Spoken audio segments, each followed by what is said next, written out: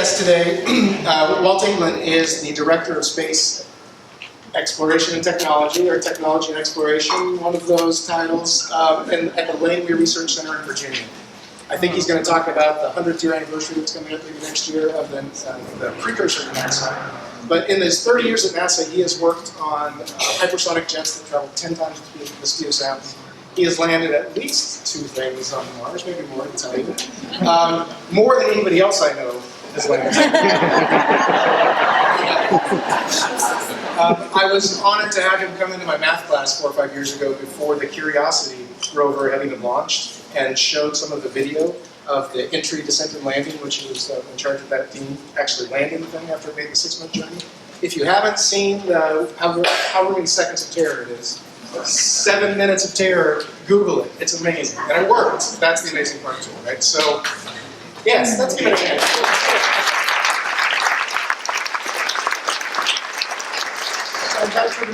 Oh, one thing I wanted to mention. We talked about networking, about people.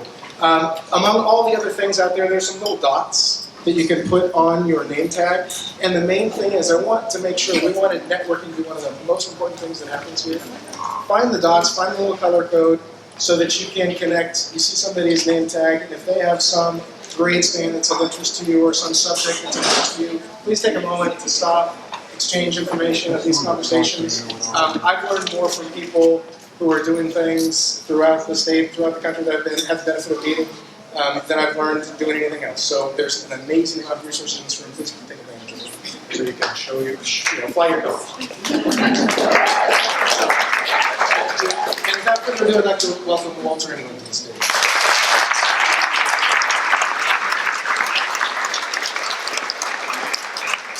All right. Thank you, Casey, very much. Welcome, everybody. What a beautiful space this is. It's great to be here. What a beautiful evening. I think you all are in for a real treat the next couple of days. Casey said I'm from NASA Langley, Engelund, Virginia. Show of hands, how many of you have heard of NASA Langley before tonight? Okay, so I got 25 minutes to tell you about NASA and some of the history of Langley Research Centers. And the research centers, so the next time somebody asks, you're going to know. I actually have a couple of things I want to do. I want to tell you about the history of the NACA, which is a precursor to NASA.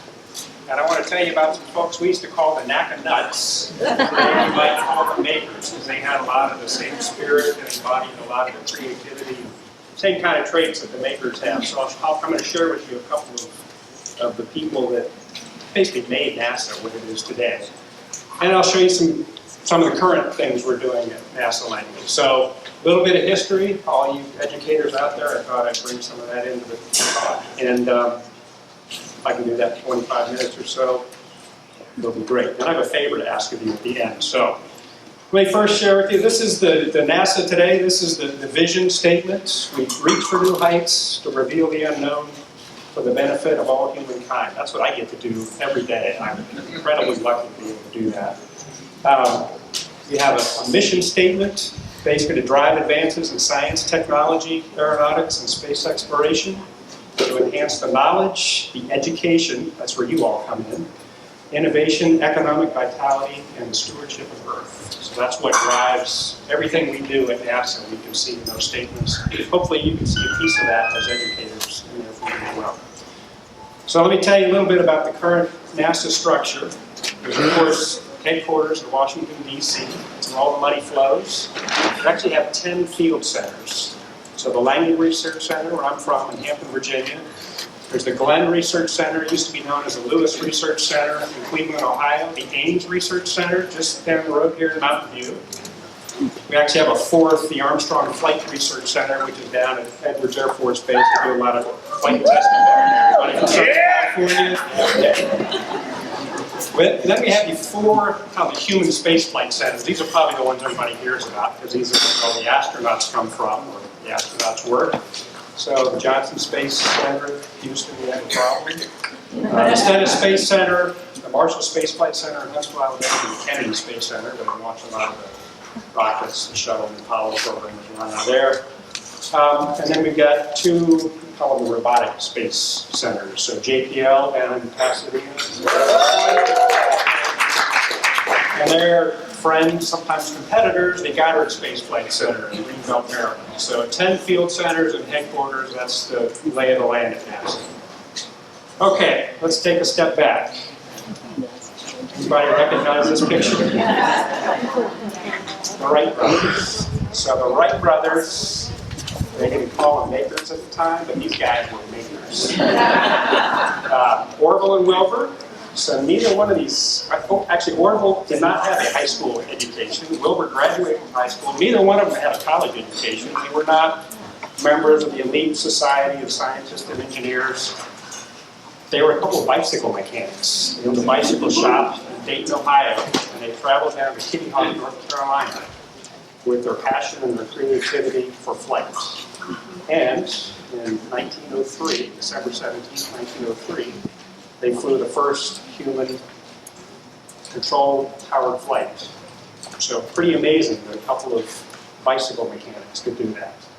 So they actually didn't get a lot of love from the U.S. government and the people that were, building a new industry. In fact, a lot of people didn't believe what they had done. They tried to sell their new creation and patents to the U.S. government, and because probably they weren't a member of the elite society of engineers and scientists, they just weren't getting much traction. They actually spent time over in Europe. They went over to France and to Great Britain, and they were selling France and Great Britain their technology and showing them how to do these things. And about 10 years later, 1915, we're in the throes of World War I. Actually, France and Great Britain and Germany, they built airplanes and figured out that there was a great new technology, and they were actually moving ahead and ahead of the U.S. So Congress decides to create something called the NACA, the National Advisory Council for Aeronautics, to basically study the science of flight. And they did it with a bunch of elite ivory tower academics who sat in D.C. and pondered all the great things that could be done. But they really weren't doing it themselves. They weren't taking it much. So 2 years later, they created a laboratory, one of the first federally funded laboratories, and the first laboratory for aeronautics called the Langley Memorial Aeronautical Lab down in Hampton, Virginia. So for those of you not familiar with your high school geography or forgotten high school geography, Hampton, Virginia is right at the mouth of the Chesapeake Bay, about 150 miles south of Washington, D.C., so at the time it was a day's drive to get there. It had land. It had an airstrip, an Army airstrip. Not much else at the time it was created in 1917, but over the next 20 years it became this incredible laboratory for aeronautics and aviation research. So that's a picture of the first wind tunnel at Langley and one of the first buildings at Langley. And over the next 20 or 30 years, everybody who was anybody in the aviation industry came to Langley to test new technologies and build airplanes. I'll show you some more pictures here in a minute, but you might ask, who was Langley? Samuel Pierpont Langley was a member of the elite ivory tower academic. He was a contemporary of the Wright brothers. In fact, he was a competitor of the Wright brothers, and he was trying to build, design, and fly human piloted aircraft during the same time. He was actually funded by the U.S. government. They had given him a grant for about $50,000, a lot of money at the time. And just months before the Wright brothers flew in 1903, he attempted to launch his aerodrome, he called it. It was a little different. Instead of flying off the sand dunes in Kitty Hawk, he was trying to launch off a barge into the Potomac River. And on both attempts in October of 1903, just literally weeks before the Wright brothers flew, his airplane landed up in the water and he never recovered. He basically, once the Wright brothers flew, he basically hung his hat up and sort of got out of the game. But because he was a member of the ivory tower elites, he was associated with the Carnegies and the Smithsonian. That's his pilot there, Charles Manley. Charles Manley actually promoted Langley's name and sort of kept the spirit alive after he passed away in 1906. So they chose to actually name Langley Memorial Laboratory after Samuel Pierpont Langley. So we don't know why they didn't want to honor the Wright brothers at the time, but for whatever reason, Langley is the guy whose name is immortalized. Incidentally, both their airplanes, both the Wright brothers airplane and Langley Aerodrome, were in the Smithsonian Museum Air and Space Museum today. Okay, fast forward a few years, the 20s and the 30s. This was really the heyday, the golden era of aviation in this country, and at Langley was really the nexus of where that was happening. We built wind tunnels and laboratories. Any airplane, whether it was a military or commercial airplane that was developed in that area, and there were literally dozens being developed every year. Spent time in Langley wind tunnels, or had Langley technology, or had people come to Langley to work with our scientists and engineers to develop them. This is one of my favorite pictures from Langley. This was 1934, and it was taken inside what was then the full-scale wind tunnel. It was the Aircraft Engineering Conference, and everybody who was anybody in the aviation world was at this conference. I don't have a pointer here, but I will tell you in the front row, front and center, was Orville Wright, who sort of made up and got back in a good place with the government. Howard Hughes, he's sitting over on your left. Charles Lindbergh was there. Presidents of every major aircraft company, chief designers, chief engineers, they were all there. And they did it every year. So just a fantastic place to be for aviation in the 30s. Vannevar Bush, anybody heard of this guy? So this guy, Vannevar Bush, was probably the most influential person in public science, research and development policy in the 20th century. He started Raytheon Computers at the time when he was in the 1930s, when he was just out of college. He designed an analog computer that could solve 16 simultaneous differential equations. Any mathematicians out here, math majors, that's a big deal in 1930. He was the chairman of the NACA for about 10 years, and he saw what was coming out of this Langley laboratory and how powerful that was for the aviation aircraft industry. So he said, we're going to take that model and we're going to propagate it. So he created the Lewis Research Center in Cleveland, Ohio, and Ames Research Center just down the road here, lots of fields, Mountain View. He was also the chairman of the Office of Scientific Research and Development, basically the military research organization. He started the Manhattan Project. And in 1945, he actually wrote called a white paper now, a report to the President of the United States on the science, the endless frontier, and called for basically the formation of the National Science Foundation, which essentially funds all the academic research in the country today. Just an enormous, insightful individual. Okay, moving forward, 1940s, the era of supersonic flights. Does anybody know who this guy is? Probably not. Anybody recognize this guy? Somebody say it. Anybody recognize this airplane? The Bell X-1, the first airplane to break the sound barrier, Mach 1. So the guy on the left is John Stack. He was a maker. He was the guy that designed and developed the Bell X-1 airplane. He spent his life carving the wind tunnel models out of wood and flying over the wind tunnels and understanding the physics of supersonic flight that enabled that airplane to fly. Chuck Yeager was the pilot. Of course, he gets all the credit and all the glory, right? And in 1947, they wrote the sound barrier together. The guy that part of the newspaper clipping in the front there is actually Lawrence Bell. He built the airplane. The designer, the guy that built it, and the pilot. When we talk about supersonic flight breaking the sound barrier today, it's the pilot, Chuck Yeager, that gets all the credit. But the guy that really enabled that to happen was John Stack, who was a maker. All right, 1957, there was a revolution, Sputnik.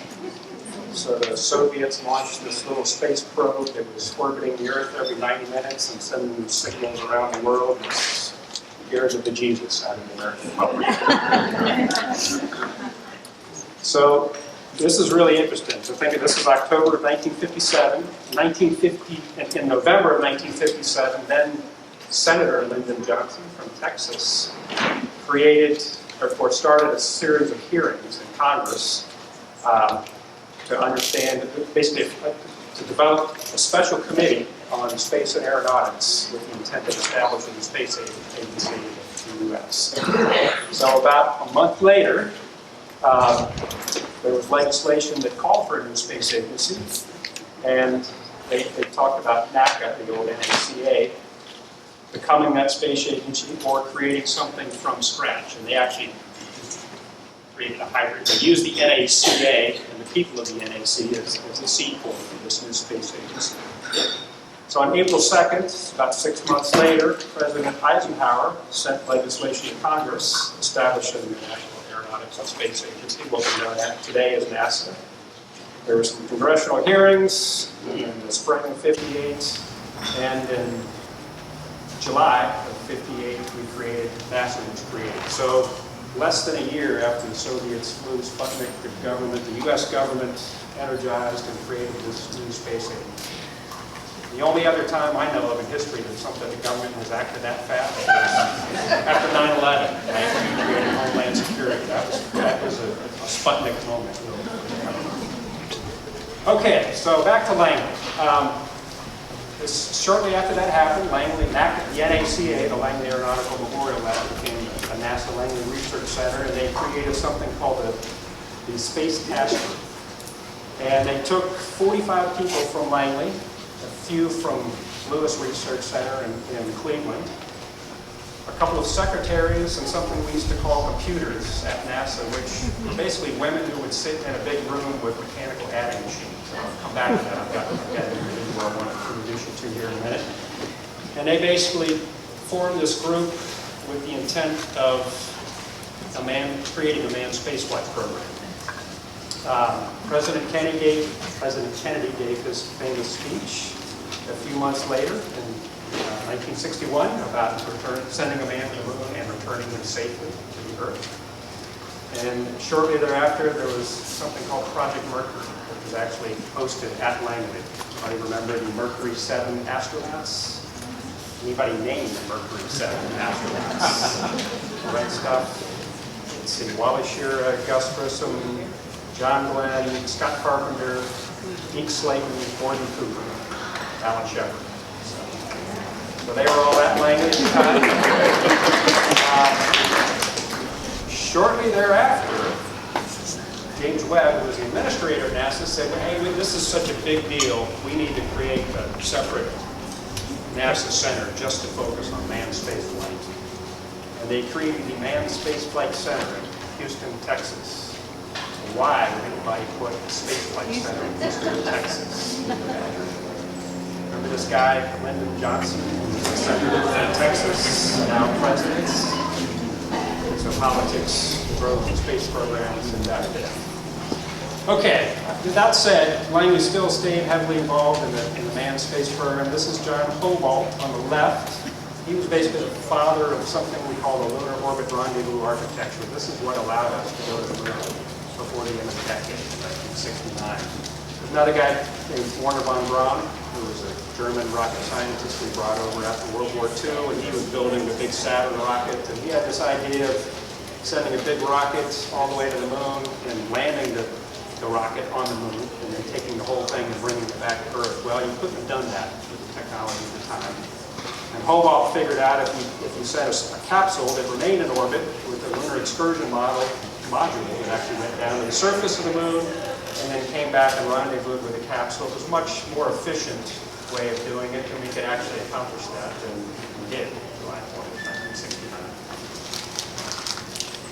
This guy, anybody recognize him? Neil Armstrong? Wow. Know the name? He actually trained at Langley and learned how to fly the lunar excursion model. He built this crazy flat trap contraption called a gantry. And it was a series of winches and cables and pulleys that hoisted this lunar excursion module up off the ground and simulated a 1/6 gravity environment like we have on the moon. And that's where Neil Armstrong learned to fly that module. So they built the gantry, and then they built the lunar surface underneath, and he would fly it at night. You can see the pictures of the. This is probably where all the conspiracy theorists thought that perhaps we never went to the moon because they had this big, looks like a giant soundstage underneath the gantry that Neil Armstrong learned to fly under. Okay, let me introduce you to Katherine Johnson. Remember I talked about the computers at Langley? She was a computer. So Katherine was an African-American woman born 1914, in the heart of segregation in West Virginia. Some people would probably still consider that the Deep South. She grew up in segregation. She was actually lucky and she was able to go to college. She got a degree in mathematics. And for about 10 years, she was a school teacher, just like many of you in West Virginia. She came to Langley in 1953 as a computer. That means she sat in a room with her mechanical adding machine. Remember those? You may have seen them, big buttons, and you pull the lever down and it would mechanically add and subtract. She actually calculated trajectories. The engineers would bring in calculations for her to run, and she'd run the numbers, calculated the trajectory for Alan Shepard's first space flight. A few years later, John Glenn did his first orbital flight, and NASA had actually adopted digital computers, but John Glenn actually asked her specifically to validate the calculations that were coming out of it. She didn't trust him. At Apollo 13, she continued to work trajectories and worked on the Apollo 13 abort trajectories. So she had a pretty amazing career at NASA. She retired in 1986. This is Katherine Johnson last December at the White House. She got the Presidential Medal of Freedom, President Obama. Anybody recognize the guy next to her? Willie Mays. Giants. Sitting to her right, just out of the picture, was Barbara Streisand.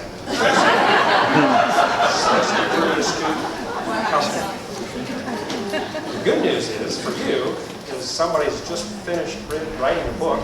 Just finished. It was last year they finished writing a book about her career at NASA. The Hollywood is making a movie out of that. So this next year. So you can hear her story and see her story. I would encourage you because it's really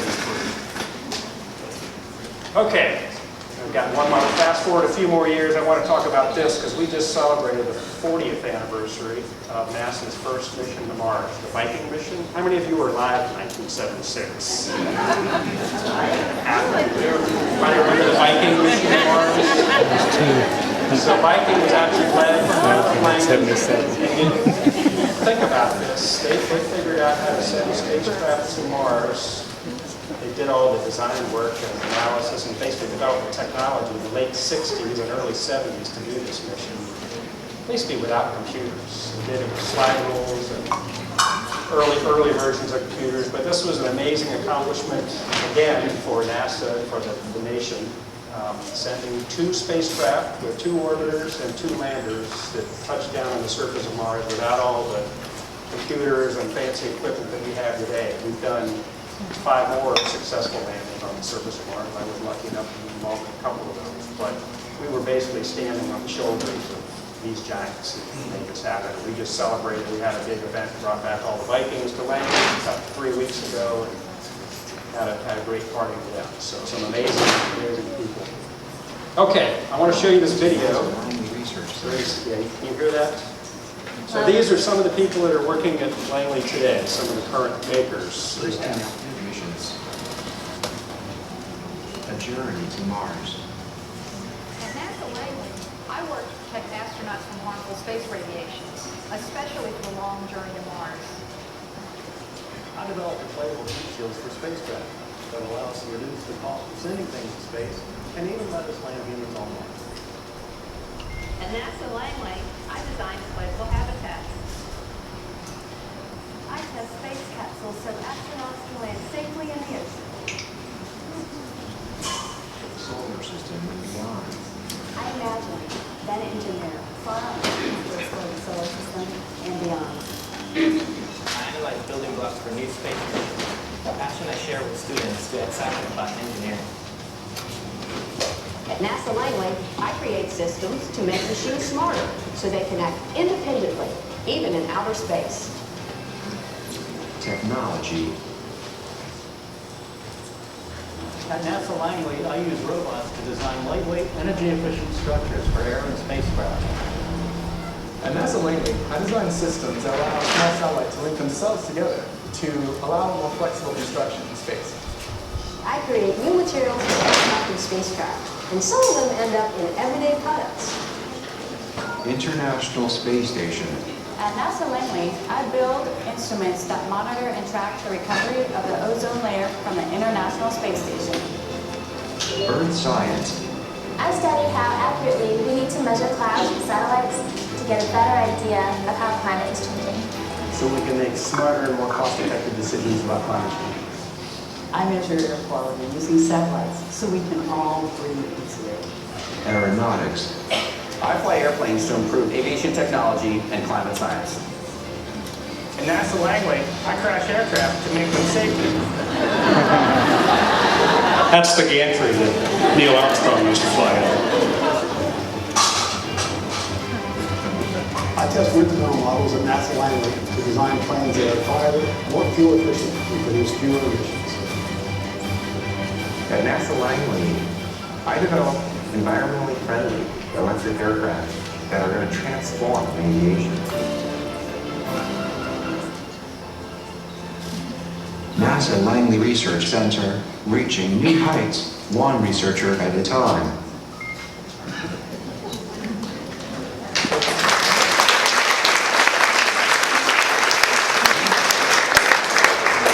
Those are the makers I get to work with every day. So I want to leave you with this, a couple more thoughts. I've been at NASA almost 30 years now, and I've worked with some really amazing, brilliant engineers and scientists. And I will tell you, by far, the best engineers and scientists at NASA are the ones that are creative and innovative and know how to work at a system level with their hands. It's everything that a maker in a young, school-aged environment should know and learn. And that's my charge to you. What you see here in the next couple of days, take that back to your schools and propagate that to kids today so that they can be the next generation of NASA makers. And if they don't work for NASA, that's okay. If it just gets them excited about STEM education and the sciences and arts and mathematics, that's a great thing too. So if you can do that for me, I would be eternally grateful.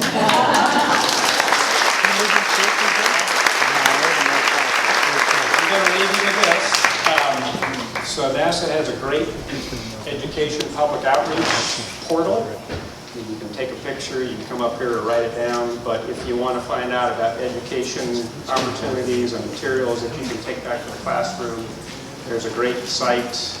It has details for basically any state in the country. If you're here in California, you get information from Ames, Big Deal, or Armstrong, but pretty much anywhere in the country there are resources available to educators. So, thank you very much. Have a great time here.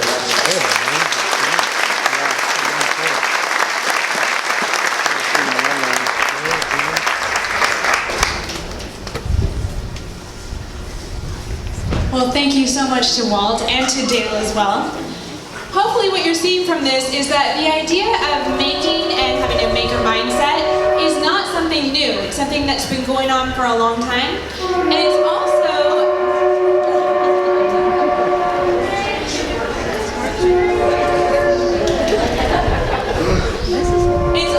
not just something that is kind of a fun extra in the classroom. Makers have literally changed the way that we live in this world and see this world, and the skills that are developed through making are needed for the future for any kind of job or career that people are going into.